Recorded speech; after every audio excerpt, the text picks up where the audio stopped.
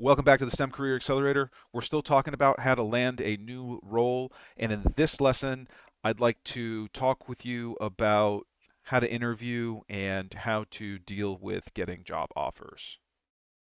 So, the job search process you've gone through is to set your targets. You know how to search for job openings. You understand that networking is a very important, if not the most important part of finding the ideal job that you really want to get and getting it as quickly as possible. You have some understanding of how to form a good resume, how to put in a great application. So let's talk about interviewing and job offers now. Now, first of all, if you are offered an interview, congratulations. That's a big deal. Even if it's not your favorite job, even if it's not the job that you really want to get, landing an interview is a major achievement. So celebrate each and every opportunity that you get for an interview. This is a big deal. Hopefully you're going to be interviewing for multiple positions in a relatively short period of time so that you get offers in about the same period of time so that you can consider those offers and really choose the job that you really want. If you do get an interview, there's a few steps that I recommend you take. First is consider if you're going to accept the interview at all. Why do you want this job? Why do you not want this job? Do you have other things going on that are going to make sense for you to just not even accept the interview? You can think about each interview as an opportunity to learn. You can think of it as an opportunity to grow. You can think of it as an opportunity to network. So don't just discount an interview if you are like, hey, uh, I just don't even want the job. Why would I interview? Well, you still might want to put these people into your network because even if they offer you the job at the end after the interview, you don't have to accept the job either. But consider why or why not you're actually going to accept the interview. Get the basics down and write it down, put it in your calendar, set the reminders, make sure that you don't do something silly like miss the interview. So confirm the date, the time, the location, and ask who will be interviewing you. Understand the type of interview and the people that will be in the interview. Understand how long the interview is. Is it going to be 20 minutes over the phone? Is it going to be a day long thing where you're going to meet 10 different people? Are you going to be in a room for an hour with three different people? Is it going to be a technical interview? Like understand all these sorts of things. So the format of the interview could be a combination of, say, a verbal interview that could be over the phone or in person. It could be a technical interview where they're interviewing you related to your technical competence, related to your skills. It could be behavioral.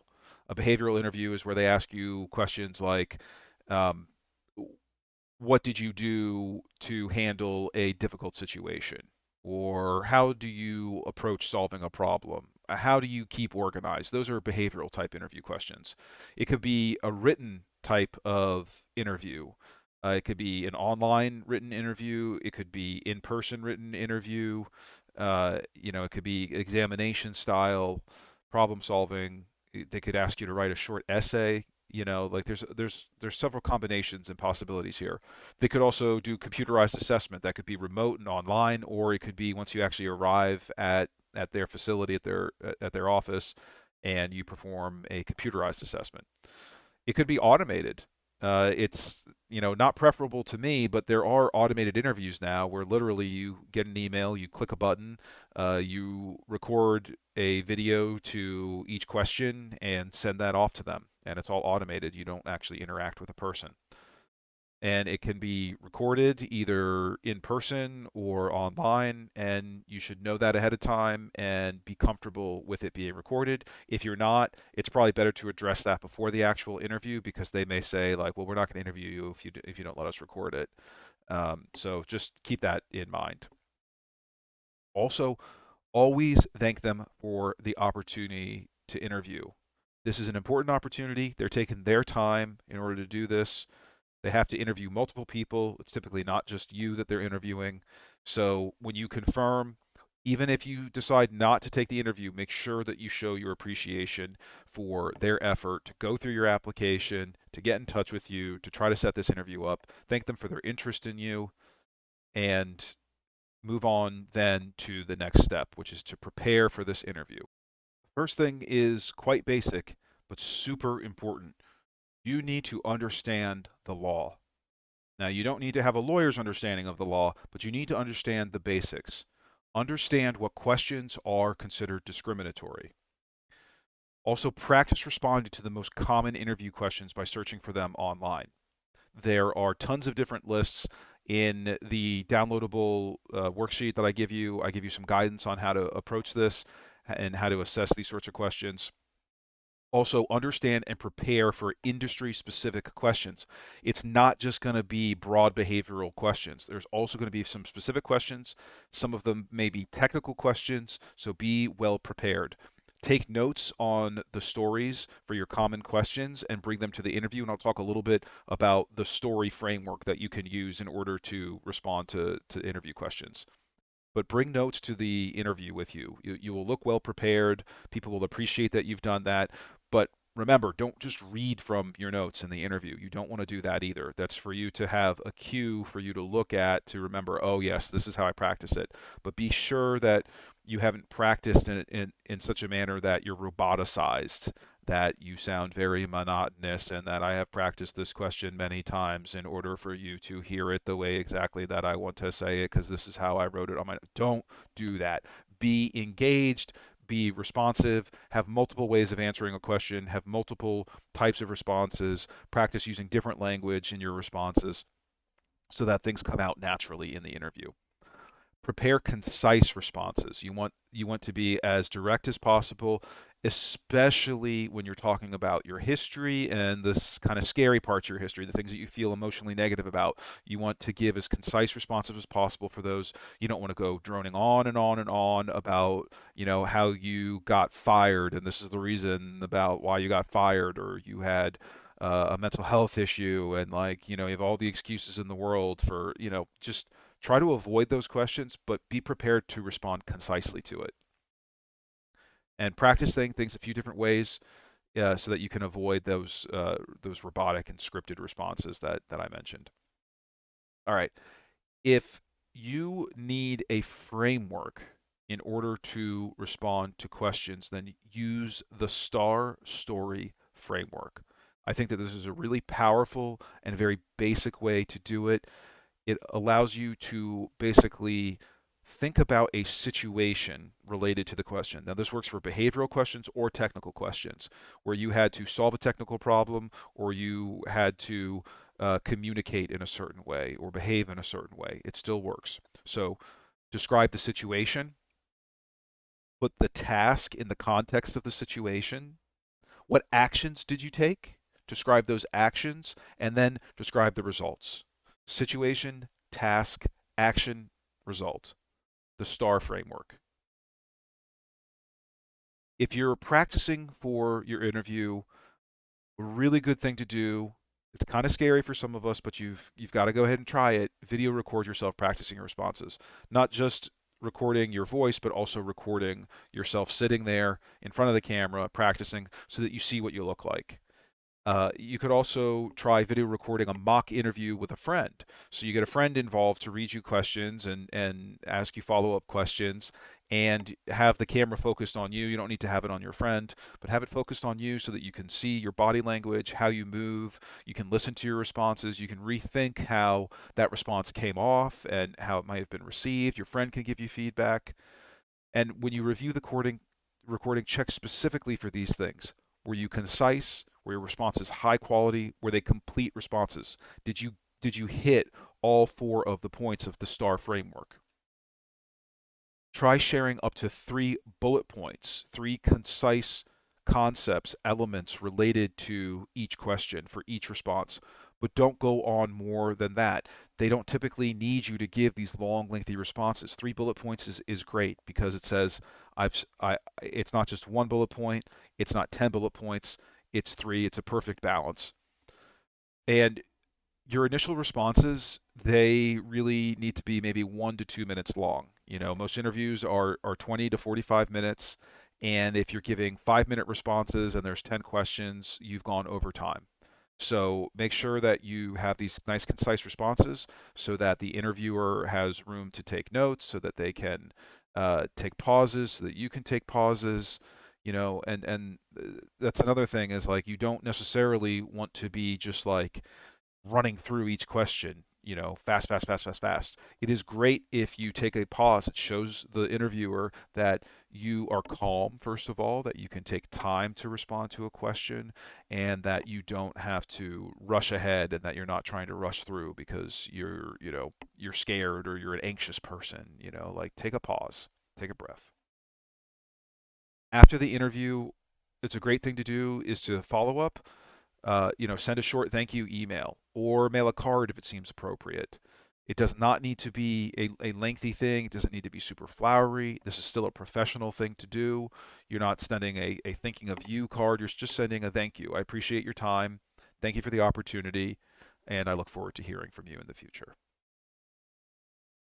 If you're not getting offers after interviews, maybe this is what's going wrong in your interviews. Maybe you appear desperate because possibly you feel desperate. That's a mindset thing. Fears, self doubt showing through. That's related to desperation. Again, a mindset thing. Go back to your mindset tools and work with those. Maybe you're listing instead of storytelling. Like 3 bullet points, but those 3 bullet points need to be embedded within the STAR framework. Tell a story. Are you are you avoiding describing your weaknesses, right? Or are you just talking about your weaknesses as weaknesses? Turn it around. Your weaknesses are growth opportunities. Don't call them a weakness. If the interviewer uses the term weakness, don't return with that same word. Focus on how you use whatever might be perceived as a weakness as an opportunity to grow.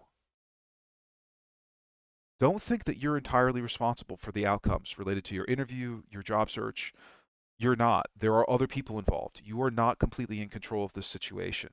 So don't feel like if you feel like you botched an interview or that things aren't going well for you, it's not entirely your fault. There are other people involved here. They're making decisions. And ultimately, it's their decision to interview you. It's their decision to call you back. It's their decision to make you a job offer. You're doing the best you can, and everybody makes mistakes. So don't get bogged down if you feel like you've made a mistake. Learn from them and move on. And a great way to learn is to ask for feedback so that you can improve. There's nothing wrong with sending in that thank you email.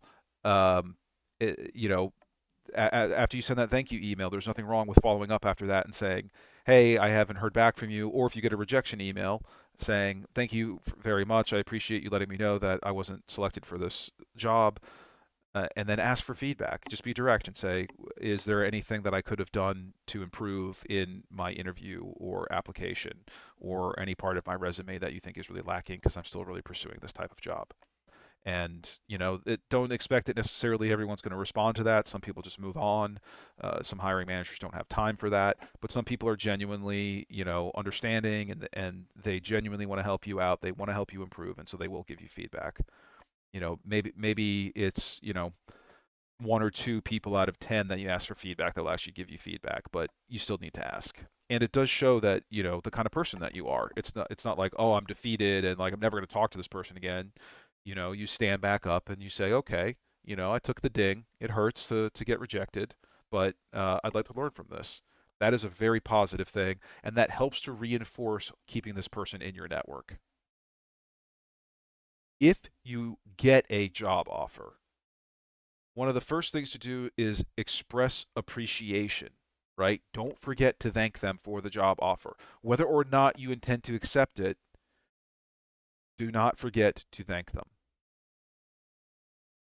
Ask them how long you have to consider the offer. Even if you know that you definitely want to accept the offer, and you can say that, you can say, I'm 99% certain that I want to accept this offer. I'm very excited.